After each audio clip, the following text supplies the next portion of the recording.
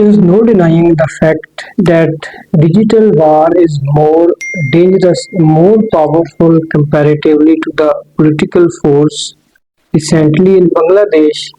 It is to be proved that no doubt Sheikh Hasina Wajid try at its level best to kick back the protesters, but the protesters increase day by day in spite of decreasing at large scale levels. No doubt the students in Bangladesh have proved that है हक हमारा आज़ादी हम लेके रहेंगे आज़ादी तुम कैसे न दोगे आज़ादी तुम्हारा बाप भी देगा आज़ादी। असल में बात ये है कि ये जो बांग्लादेश के अंदर रिसेंटली शेख हसीना वाजिद जिसका एक लॉन्ग टेन्योर था, एक लंबा अरसा से प्राइम मिनिस्टर वो बनती आ रही है, more than a decades, almost one and a half decade she has to be ruled over Bangladesh। तो अब हम आते हैं असल वजह की तरफ कि what were the factors behind that, what were the reasons। Reason ये है कि जो कोटा सिस्टम था उसके अगेंस्ट थे जो बांग्लादेश के स्टूडेंट्स थे।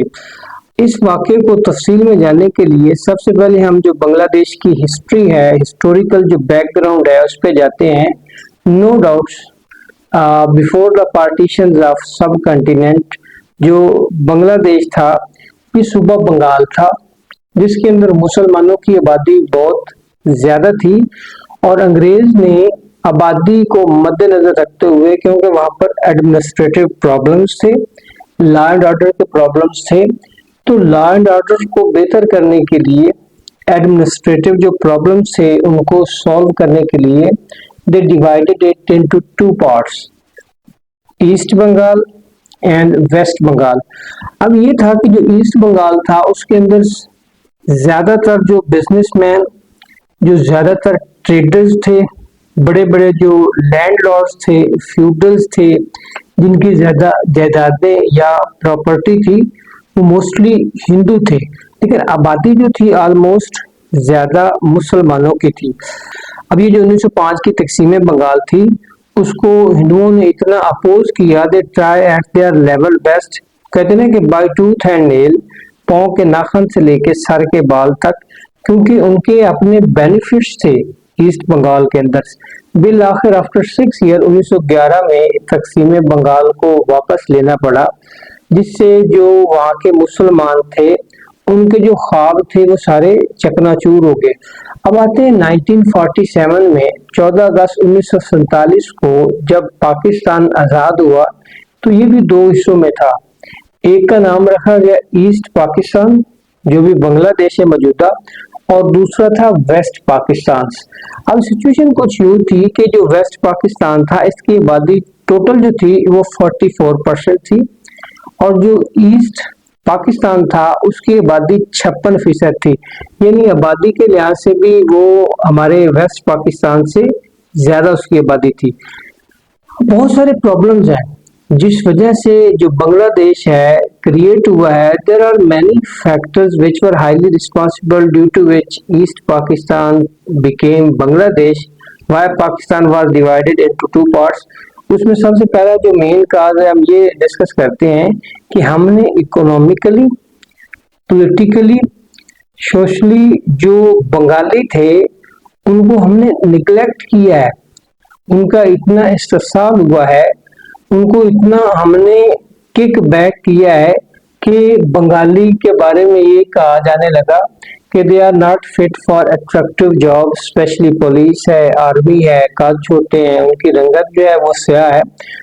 दूसरा जो उनके वहाँ पे ज़्यादा रिसोर्सेज थे, जो उनका एक रॉ मटेरियल था उसकी जो एक्सप्लाइटेशन थी, उसका जो इस्तेमाल था, ज़्यादातर कारखाने थे इधर वेस्ट पाकिस्तान में, ये भी उनको गिला था।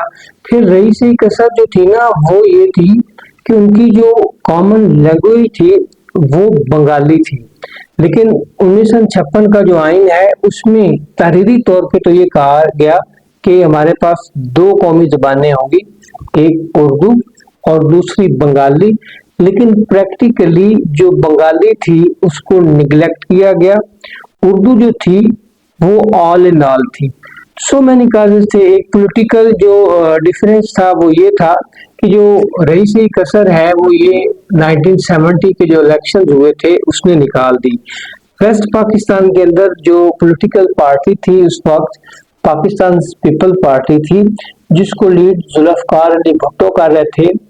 अवामी लीग जो पार्टी थी वो शेख मुजीबुर रहमान की थी, जो बांग्लादेश के अंदर ऑलमोस्ट उसने क्लियर मेजोरिटी के साथ इलेक्शन विन किया। 162 में से 160 सीट्स जो थी वो अवामी लीग ने वहां से विन की, और यहाँ पर जो टोटल सीट्स थी 138 थी, जिसमें ऑलमोस्ट 81 सीट्स जो थी वो जुल्फकार अली भुट्टो ने विन की। अब विजडम डिमांड दैट होना तो ये चाहिए था कि हमें मौका देना चाहिए था शेख मुजीबुर रहमान को। अगर ये भी नहीं हो सकता तो पावर शेयर फार्मूला होता। पावर शेयर फार्मूला से मुराद ये है कि प्राइम मिनिस्टर एक साइड से हो जाता, दूसरी तरफ से प्रेसिडेंट हो जाता, लेकिन ये भी नहीं। जुल्फकार अली भुट्टो ने ये आइडिया दिया कि ऑल इन ऑल जो है हम रूल करेंगे। इस पर शेख मुजीबुर रहमान ने वहां की आवाम को बताया कि हर फील्ड में they are to be neglected in every walk of life. उनको मुश्तिल किया, ब्रेन वॉश किया। Many factors are also responsible, जिसमें इंटरनेशनल जो एजेंसीज थी या इंटरनेशनल जो पाकिस्तान के अगेंस्ट थे, जिनका इंटरेस्ट इंडिया की तरफ था, उन्होंने भी बांग्लादेश के क्रिएट करने में बड़ा अहम रोल अदा किया है। हिंदू जो टीचर्स थे उन्होंने वहां पे बड़ा ब्रेन वॉश किया है। लेकिन ये बात लंबी हो जाएगी, हमारा टॉपिक ये नहीं है। बात ये है कि जो रिसेंटली स्टूडेंट्स ने प्रोटेस्ट किया है वो था कोटा सिस्टम।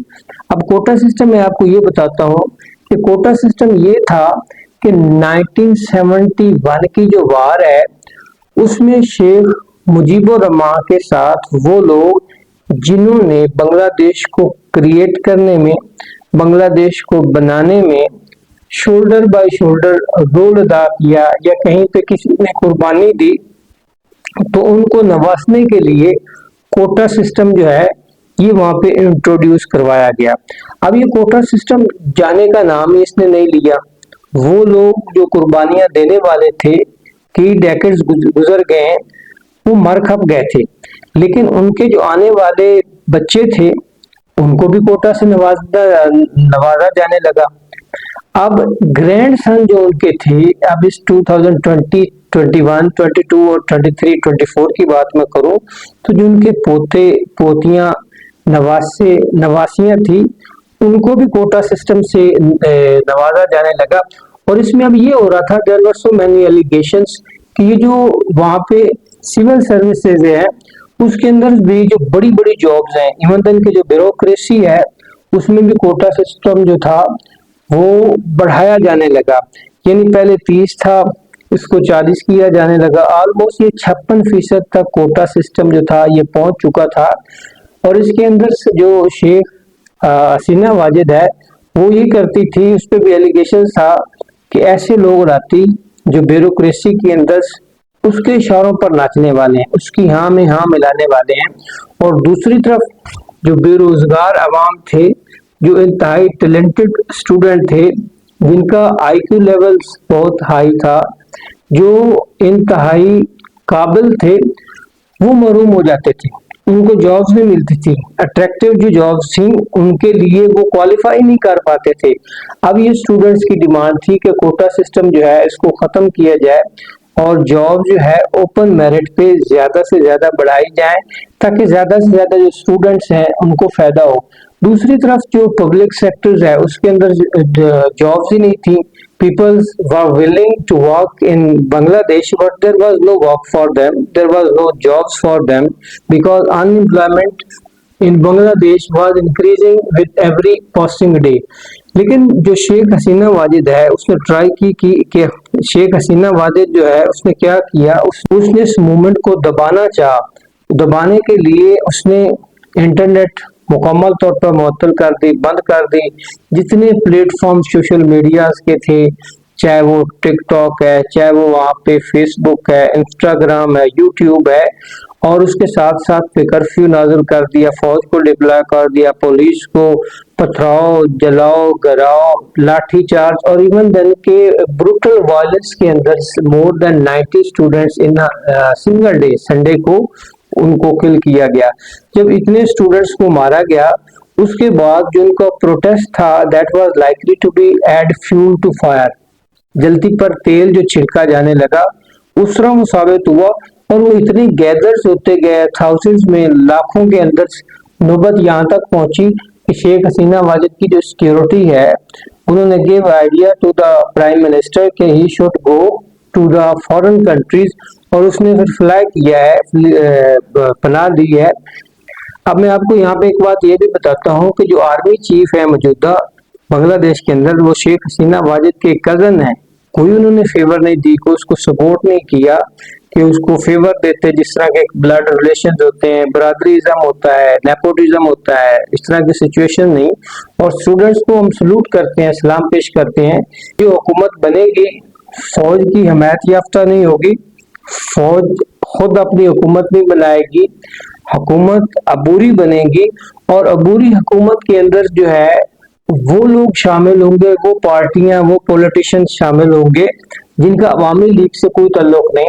अब ये ओवरऑल एक जो सिनेरियो जाता है इस खित्ते के अंदर, जो साउथ एशिया है, उसमें ये बात क्लियरली वाजे हो रही है कि ये जो वार है, ये जो दौर है, ये टोटली डिजिटल दौर है। और इसके अंदर जो सोशल मीडिया है, इसकी जो पावर है, उसको निग्लेक्ट नहीं किया जा सकता। और no denying the fact there are two lights which appear on all corners of the universe, the sun in the heavens and the press in the worlds. तो एट द एंड मैं ये कहना चाहूंगा, थैंक्स टू सोशल मीडिया, जो social media है आज के दौर का सबसे बड़ा ये वेपन है रेवोल्यूशंस लाने के लिए। जो सबसे बेहतरीन टूल्स है वो सोशल मीडिया का इस्तेमाल है।